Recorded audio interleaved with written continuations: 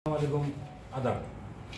আপনারা হয়তো ইতিমধ্যে অবগত আছেন যে গত রাত্রে আগের দিন সকালবেলা আমরা একজন বিকাশ ব্যবসায়ী এবং নাকাই ইউনিয়নের ৯ নং ওয়ার্ড জামাতের নেতা, শ্রমিক কল্যাণ ফেডারেশনের সভাপতি, তিনি বিকাশ নগদ সহ একটা মুদির দোকান পরিচালনা করতেন।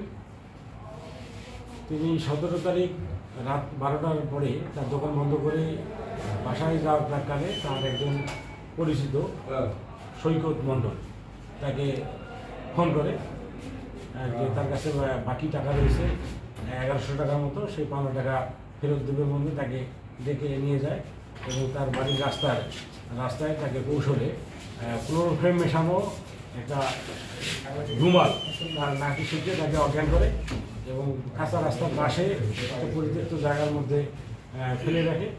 তার কাছে থাকা ফ্লেক্সিলোড এবং নগদ এবং বিকাশ সরবরাহ করার জন্য যে মোবাইল দুটি ছিল, স্মার্ট মোবাইল ফোন, সেই মোবাইল দুটি নিয়ে নেয় এবং তাকে ধারালো অস্ত্র দিয়ে গলায় আঘাত করে, জখম করে ঘটনাস্থলেই ডিসি নজরুল মারা যায়। পরের দিন সকালবেলা গ্রামবাসী দেখতে পায় যে রাস্তার পাশে একটা নিথর ডেড বডি পড়ে রয়েছে।